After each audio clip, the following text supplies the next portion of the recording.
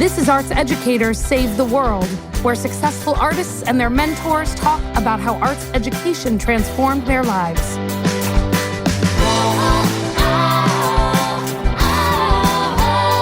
Hey, welcome back. Welcome back, Alek. Welcome back, listeners. Welcome back, me. It's been a minute, and we are delighted to bring you this bonus episode of Arts Educators Save the World. We couldn't resist checking in with you all one more time before the end of the year in preparation for us to generate season 2. We wanted to close out the year with a little bit of talky talk. Some questions from you, some questions from my dear, dear friend Alek. And I want to start with an activity that I love to do in all of my classes. It is a form of assessment, meaning evaluating what people have learned. And I use it as a way to bring arts-based practices into the assessment of learning. I've adapted it from a group called Harvard Project Zero. They have a fantastic website with lots of different practices designed to get students beyond the good job nature of responding to people's art. So our instinct, as it should be, when somebody makes something vulnerable, something that maybe they took a risk in making, is for us to say, good job, we love it. And while everyone likes that kind of positive validation, it doesn't really help us take our work to the next level. So how do we generate conversation and give people responses that help them move their work along? One of the ways we can do that is with these kinds of assessment practices. This is one that I have in my book. It's one that I use a lot, and here's how it works. Students respond to a piece of art, that could be anything from a short film to a comic, by answering 4 prompts. Alek and I are each going to answer these 4 prompts with respect to our time in Arts Educators Save the World. Alek, you're going to go first. I'm going to give you a prompt, and then I'm going to ask you to respond. What is something that you have noticed about our work in Arts Educators Save the World? Well, first of all, I want to say about that introduction you just did, Erica. Good job. Thank you. But give me feedback. Tell me how I can make it better. It's impossible. I noticed gratitude, overwhelming gratitude from these guests. We always talked about in preparing to make this show, and when we talked to guests about coming on, we said, really, we just kind of want a love fest. Like we just really want to put something good out into the world. We're not looking for controversy here in any way whatsoever. We just want to give people a space to enjoy their time together. What we had also talked about is the fact that especially celebrities are so often just asked about themselves, asked about their movie they just made, the TV show they just made, and they kind of have to say the thing that they say to everyone. And sometimes you go a little deeper, but I think it was a relief for them to be asked to talk about someone else. I think they were grateful for the question. They were grateful to be able to do this. And then just obviously so grateful to these teachers who, it was not an act, right? We have people talking to us from anywhere from 30 minutes to 2 hours about how grateful they were for their mentors. And it was wonderful to hear. That is lovely. And I will share that something I noticed was in listeners' responses to the work that everyone I spoke to had their own favorite and had their own reason for having a favorite. I talked to a lot of folks who are big Steffi Rossi fans and were really inspired by the way she used traditional, more formal school-based structures to transform students' experiences and to center art making as a practice and a process that was valid and valued for everyone. But, you know, I also talked to a lot of folks where the Lin-Manuel Miranda, Robert Lopez, Barbara Ames combo was their favorite, possibly for obvious reasons, which is that they are both extremely successful and brilliant artists and composers, but I think also because of the specialness of the relationship that they have both had with each other and with Barbara for such an extended period of time. And then I've talked to folks who said, nah, my favorite was Faisal and Frasier because the dynamic between them and the ways in which they could articulate how each other's work framed what was possible for them really inspired me to think about my own work. So my noticing was around the feedback and the responses that I was getting to exactly the kind of gratitude and the framing that you described. So that's the noticing. All right. The second... I think we did a good job on that, by the way. Okay, so we're allowed to do a good job. We're allowed to have gold stars, but we all know we're great, right? And so what else can we do? What else? Yeah. So the second prompt is, what is something that you felt as a result of our time together so far in Arts Educators Save the World? Yeah, that's an easy one. I feel very lucky. I feel very lucky that the right person told the right person the right thing, and I wound up in the school that I wound up in, that I wound up at Hunter, and I got to have that experience where students were so empowered to create art, to create theater, almost on their own at times, but with such incredible support from Miss Ames and then from everyone in high school. And then moving on to college, where I went to Wesleyan, and it was a place where, as hopeful artists, budding artists, we were given also an immense amount of freedom, resources, time, so that as a theater major, I wasn't just someone who was studying a lot of stuff. I was making work from first semester freshman year to second semester senior year. To hear people's responses also to the show who have said, what are you talking about? What are you talking about with this ability to do art in school? We have art for 15 minutes. We're going to talk about this in a little bit. There are schools that just don't have this. We had an art teacher for all of elementary school. We had an art room. We went to an art room. We went to a music room. I went to a dance room for a while. We also had a nurse. Schools don't have nurses, I have found out. I didn't know this was not a thing, but so lucky. I feel very lucky that I was exposed to all of this very young. And it has definitely stayed with me as well. I think my I feel statement is connected to that, because what I wrote down was that I feel really moved by everyone's investment in this idea. And that starts with the guests who, as you said, stayed with us from anywhere between 45 minutes and 2 hours. Some of these people do not have 45 minutes to 2 hours. And yet they chose to invest their time in having these conversations. I would want to say to everyone, I feel really moved by my production team's investment in this project.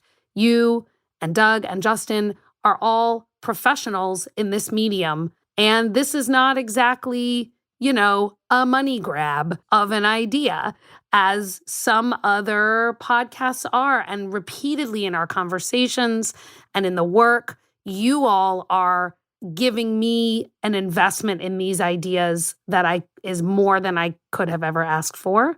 And I feel really moved by the audience's investment in the ideas. I've gotten so many emails and texts and ideas for who else we might want to talk to, and so many people saying, this is exactly the thing I need on a Monday to help me feel inspired and creative. And all of that is really moving for this nerd right here. Well, thank you for that little bit about us. And I'll just give some of the love back to say that Doug and Justin knew you. Doug, of course, didn't know you, and you hadn't done this podcasting thing. And Doug and I have spoken often offline about our amazement at your ability to just, I know this sounds so silly, speak in complete sentences perfectly with all of the embedded ideas and themes and concepts, and it wraps around and it just feels written. You're just this amazing extemporaneous writer in your head. And it's been a thrill for us to be able to sit back and give you the space to do this. I'm glad we did it. And it doesn't sound like it's over. It's not over. It's not. I'm no. not saying this like it's over. It's Oh, no. awesome. It's been awesome. No. There'll be more awesome to come. I'm not crying. You're crying. Okay. Topic 3 or Yes. phrase 3. What is something that you are wondering about as a result of our collective time together?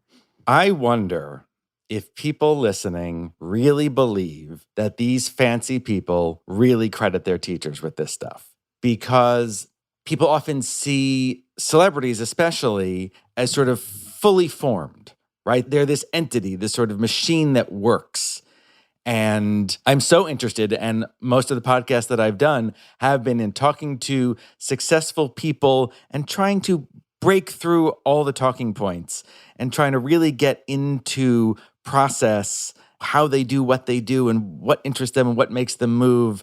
I do wonder when people hear this, they think, oh, he's just being nice to his teacher. Right. But he's a great actor. What did he need to go to this class to learn to be an actor? I guess my hope, I'll throw in a hope along with the wonder, is I hope people do believe it, because these are all people who have benefited greatly from these mentors and continue to do so. And don't just talk about it here with us, talk about it offline, talk about it in their lives. And just the importance, Cecilia, if you're a person who loves to watch artists, let that connect in your brain to you're also a person who loves teachers, even if you didn't realize that, because we needed to have those teachers to give us all these great artists that we have. That is delightful. That's like an Amazon recommender. If you like famous artists, you may also like thinking about your teachers. I wonder how these stories might be useful to all of us in leveraging educational change at a broader level. So when we started this, I wanted to have this more public platform because I've been frustrated by how closed of a system academia is. You write a book, maybe some people read it in their class. Some of your community of scholars reads it. If you're lucky, your mom also reads it. Your dad reads it, maybe. They have it on their shelf. But it doesn't get into the general discourse. It doesn't permeate how people understand what education is and can be. I see these stories, these packages of experience, as a way to communicate to policymakers, to fundraisers, to organizational leaders, to families about how and why we ought to change the way we do access to arts education for all kids. My wondering, to be continued over the next X number of years, is whether we can make that happen. So, last piece of our response sheet, we've done what do you notice, what do you feel, what do you wonder?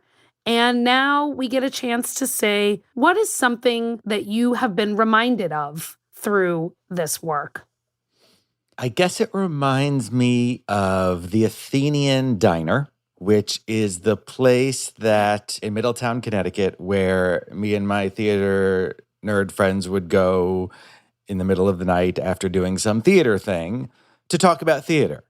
You just don't really stop. I mean, a lot of it is sort of dishing about this, that, or the other thing, but we're all sort of just actually just talking about theater.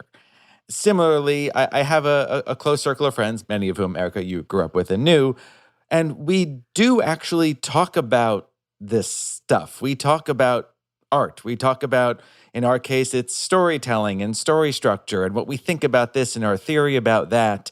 It's my favorite kind of conversation. I'm a terrible small talker. I say hi, and then I kind of walk away because I don't have the next thing to say. If we're not going to sit and talk about the theory of this, that, why does this art work? It reminds me a little bit, I guess, of my favorite kinds of conversations. And so hearing it from this perspective, from people who have taken their work and been so successful with it, and the teachers who gave that to them, and hearing them talk about, I would love to be able to talk to my old teachers. Most of them are dead, so again. But I would like to be able to sit down and chat with them. So it's nice to hear these folks doing it for me. that is connected to my reminding, which is I have a very strong memory of when I was 9 years old, 10 years old. I was part of an organization that's still around, the National Dance Institute, which is a community arts dance program based in New York City that now has branches all over the country. It was founded by Jacques d'Amboise, former principal dancer of the New York City Ballet, and my first arts mentor, though I did not know what that was at the time. I didn't have words for it. And it's taken me till 46 years old to realize that many of the choices I've made as a professional, I've made because of Jacques, because of his commitment to using the arts as a bridge between formal education and the kinds of out-of-school opportunities that shape the lives of kids who have opportunities to invest in the arts. When I was 9 years old, I did a lot of sitting under the piano. I did that because Jacques had pretty strict rules about how you could participate in dance. The strict rule went like this: leave other people alone and stop talking to them. I had a hard time with that rule. I still have a hard time with that rule. Now I get paid to be the person who doesn't leave other people alone and won't stop talking to them.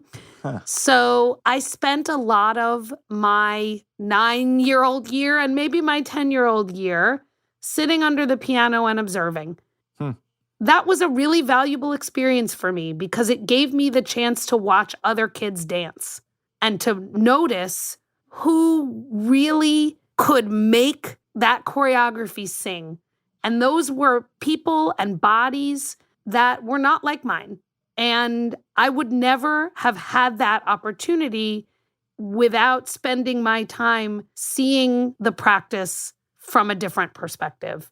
I don't know that Jacques necessarily intended that. In some ways he did, because the punishment could have been leave the room. If you can't stop talking and you can't leave other people alone, you have to leave the room. But it wasn't leave the room. And it also wasn't go sit with the parents, right? It was specifically sit under the piano. And the only thing there was to do when you sat under the piano was watch other young people dance. So this process has brought that memory back for me almost every single time I listen to pairs of mentors talk about how they inspire each other. What you say reminds me now of what I would call my mentor, Bill Francisco, a teacher at Wesleyan. There was no pianos to sit under, but the notion of just shutting up and watching, by far, the most valuable lesson that I got was in an acting class where after the two actors would get up and they would do a scene, and we were allowed to give feedback, but woe to the person who said anything along the lines of, well, what I would have done, or you should have done this. It was truly about, here's what I saw you do. What you noticed, perhaps? What I noticed, what I felt, and what I wondered, right?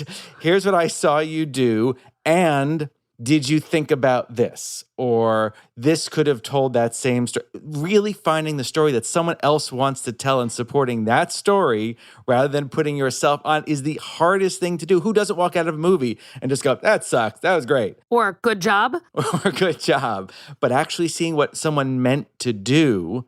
Roger Ebert was always sort of pilloried for loving like these silly little kids movies. He's like, no. They were trying to make a silly kids movie. It was a great version of that. And so sitting under the piano and watching is the hardest thing to do and maybe the most important. Well, Alek, we're at 23 minutes and we haven't gotten to the questions yet. So we might have to do a little editing down the road. No.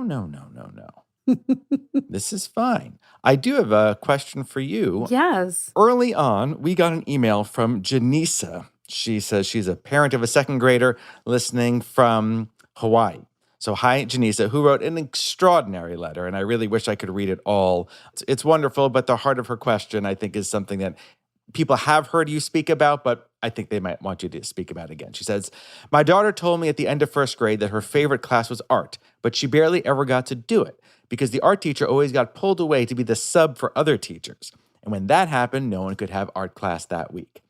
This year, they have that time cut in half, making her already rare art classes only happen for 30 minutes twice a month, and that's if the art teacher isn't subbing. It breaks my heart, and I will say it again at every PTA meeting. I know we're not alone in the country with feeling that our district completely ignores the arts, treats those classes and teachers as unimportant extras for mere entertainment, and continually cut out the arts with preference for STEM and other academics. What is the secret to getting this kind of arts validation that your guests talk about and priority for the arts? This is a remarkable question and sad in some ways that it's coming from the parent of a second grader, because we sometimes see this happening more and more the older kids get in school, but to know already at second grade that what we value in our students is their capacity to perform on reading tests and mathematics tests. I agree with Janisa. It is heartbreaking. I have two thoughts.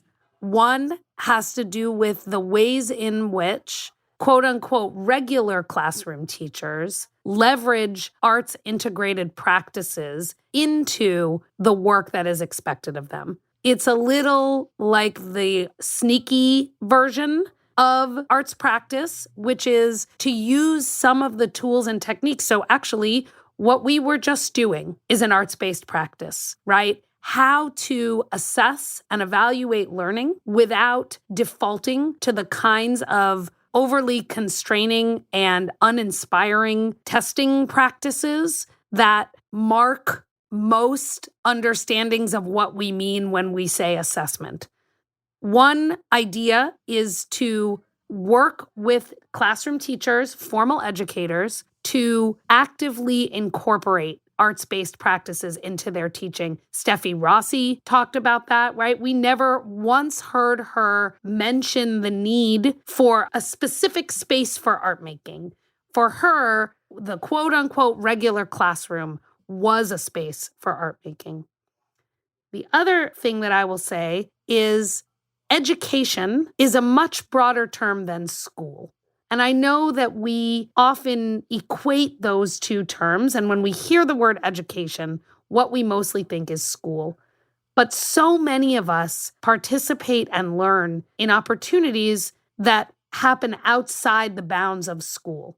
And so another thing that I think and do a lot is work to value and leverage what happens in spaces outside of school to enrich kids' learning lives, to value the assets and the expertise that kids have in those spaces, and to try to bridge some of those experiences which typically don't talk to one another, but to try to think about ways that arts-based experiences that happen outside of school can make their way into school-based experiences, whether that's in the form of having a performance that happens during a school day, or inviting in teaching artists who kids engage with in their lives outside of school into the classroom for some period of time. And a lot of school districts and classroom teachers and building principals have become really creative about how to connect up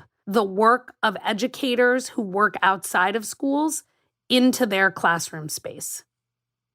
Neither of those is a panacea of an answer, but I do think those two practices are actively happening, particularly in districts and schools where the policies and the funding priorities don't reflect the values that a lot of parents like Janisa espouse. And Erica won't say it, but do read her book, or maybe she will say it. Read my book. Read her book. I don't have to do this for her, and we've talked about it before, but it's very much not just about the arts practices themselves, though have no fear, they're very much about that and what she's talking about when she says arts practices, but also then, okay, now you know X, Y, and Z. How does that relate to an English class or a math class? And these things are not, they're not separate and apart simply because there is a vast chasm of difference between telling kids math and teaching kids math, right? There is math, there is information to be put across, but then there's that gap And how am I must cross it with teaching. I must cross it with education.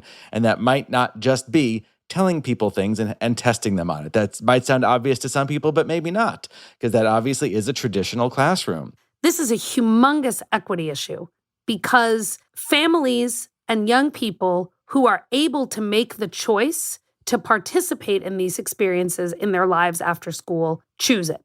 And they choose it regularly. And there's lots and lots and lots of surveys and data to suggest that anyone who has resources and opportunities to do so chooses to participate in these kinds of experiences.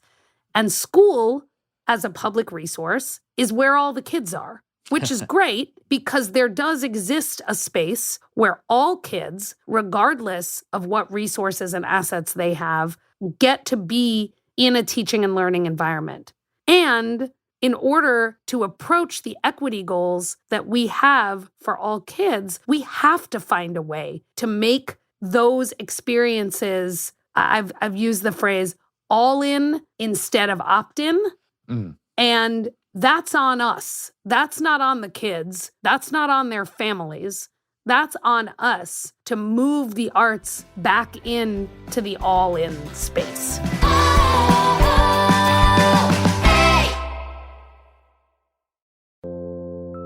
My name is Graham Isidore. I have a progressive eye disease called keratoconus. Admitting I'm losing my vision has been hard, but explaining it to other people has been harder. Lately, I've been trying to talk about it. Short-sighted is an attempt to explain what vision loss feels like by exploring how it sounds.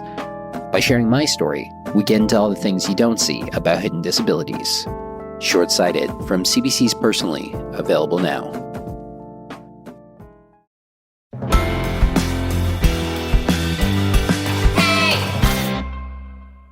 Going from your book and what you have been so passionate about, you came to me however long ago it was, saying, well, you do these podcasty things, and I do these teachery things. Should we do the podcast teachery thing together? What did you expect? What were some of the things that you're like, I think it's going to be this way? You know what the word expect means. What did you expect from this? I think the first thing I wrote down when you asked that question was, I expected to do a lot more talking. And what I mean by that is I was not confident, and of course I should have been, that these pairs would know what to talk about. I expected to have to be more of a prompt, be more of a bridge, be more of a active participant. So that's something that I expected that I quickly learned was not true. And then the other thing that I think I expected was for mentorship to be a much more constrained idea. And I don't know if that's expected so much as assumed, came in with the assumption that mentorship was like, you have a teacher and you have a former student, and those are the conversations we're going to have. And as we developed our guest list and our definition of mentorship became so much more expansive, I was fascinated by how these pairs talked about what mentorship is and had been for them. Yeah, it's interesting. You said it's sort of occurring to me for the first time. I say that, I have this mentor from college and this and that, sure, but I've definitely learned the most from my best friend Joel as we work together. There's no question that the stuff we talk about, the stuff we make together is where I've definitely learned most of the things that I do. I would not have called him that, and I'm not going to call him that to his face, but just between us here. Well, now we'll know if he listens to the podcast. I guess we will.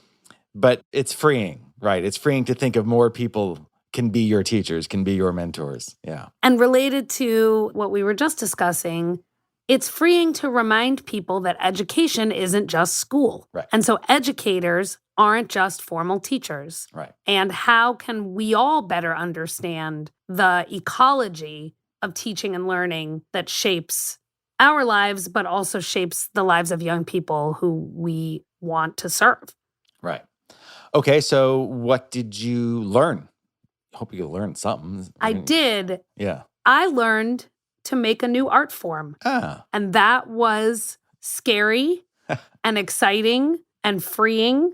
And I had not yet delved into podcasting as a way of making art. And I think I learned how to do that. I mean, you and I have talked a lot about how when I first would listen to our raw audio, I had no idea what I was listening for. And I needed you and others to say, maybe listen to this. Well, what do you think about this? And then I learned to identify the moments in these broader narratives that we wanted to highlight in order to lift up the key ideas that we heard in the conversations. Right. So that's exciting for me. I mean, I'm old. I don't know. You don't learn a lot of new art forms when you're old. So It's very exciting. Podcasting it has quickly become a joke. I have a podcast, right? We sort of turned into that because of how many millions of them there are. But it is truly top 5 greatest things that have come from the internet's existence.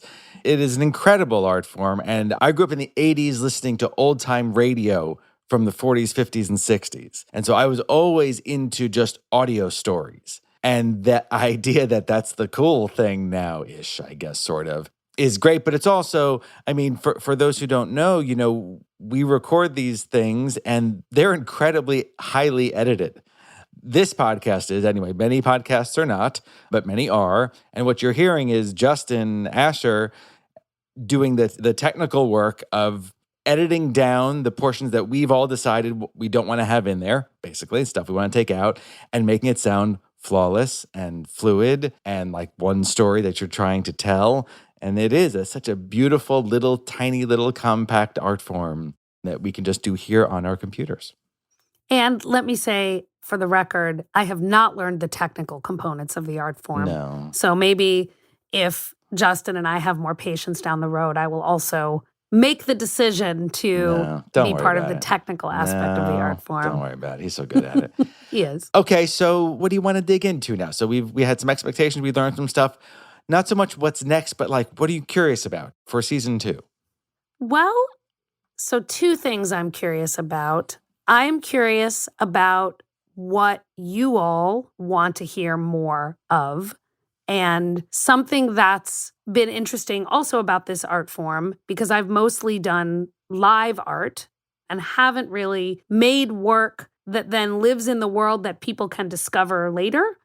And so I'm noticing that people are coming to this and discovering it and then responding. And so as that's happening, I am curious to dig into what everyone wants to hear and wants to talk about. And then I will say something I really want to dig into more, which is also hopefully in the what's next pile, is I've become really interested in thinking about folks who we see as very successful in their careers that are not arts-based, but who claim arts and arts education as a part of their background, and to hear from them and to hear from their educators about those experiences, and then ask them to reflect a little on how that's shaped the journey that they've taken beyond their arts practice.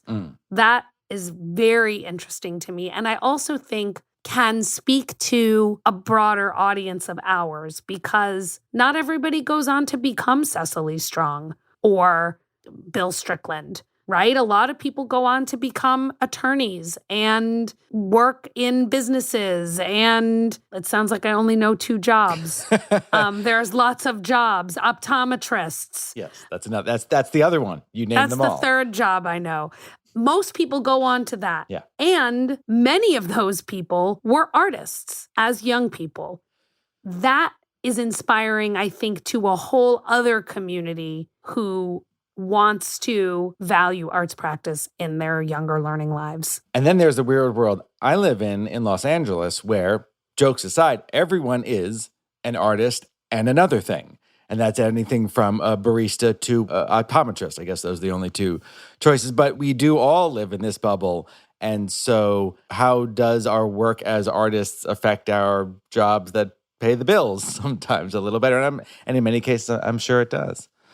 Erica, before I throw our last 3 things out at you, any final thoughts on season 1 and what we're going to be heading into in season 2? Well, a final thought on season 1, which takes me into season 2, is we have a lot more stories to tell. I don't feel like this journey is finished. we have been in conversation with a lot of really successful artists from across art forms who are interested in telling these stories and having these conversations. So I am super excited to do some more of the same and to introduce our listeners and also for us to get the chance to meet some of these artists and hear from their mentors. I've also gotten some great suggestions from you all. I am excited to start going through those and thinking about whether and how we might be able to reach out to some of your mentors and some of the people who've inspired you. I also have been in conversation with the folks from the Arizona Department of Education who have a really strong arts education group in their state offices who are interested in having us have these mini conversations between some of their arts educators of the year and the students who they work with. Wow. That is something I am super excited about because it moves a little bit away from the, hey, this super fancy person who you've heard of who makes amazing art and their mentor to the real stuff of Arizona's best visual art teacher of the year and 2 teenagers who get to be inspired and trained and moved by this person's work. I'm really excited about that. Yeah, and Dodger spring training is in Arizona, so I'm down. If we could schedule this for like February, March. I think it might be possible. Right. And then I mentioned this, but I am also really excited about identifying some folks who we know from their public lives to have been artists and active in art scenes as young people who are now very successful in other parts of their lives, to hear from them about the role that art making has played in how they've become the people that they are. Amazing. All of that to come. Looking forward to it. All right, Erica. All right. Justin, cue the music here. 3 things. It is almost the holiday season, Erica. Your mentor, Jacques d'Amboise, who passed away not that long ago, still very important in your life.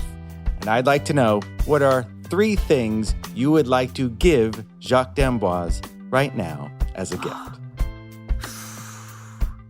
A video compilation of all of the performance experiences that I had. 1 thing. A printed book of all of the apocryphal stories that he told us over the years of his experiences around the world. 2 things. The opportunity to again walk the Appalachian Trail doing the Appalachian Trail dance, which Jacques did one summer, I think in the 1990s.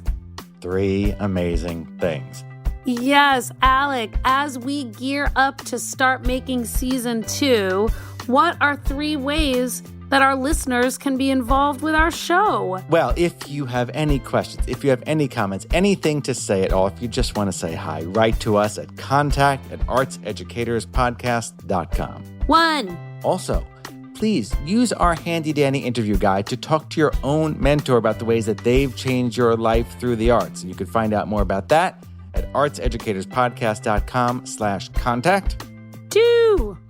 Now, here's what we really want. We want to hear that interview with your mentor. So what we want you to do is send us your favorite 2-minute clip of your interview with your mentor. We're going to do our best to include it in the show in season 2. And to learn more about that, you can also go to artseducatorspodcast.com/contact.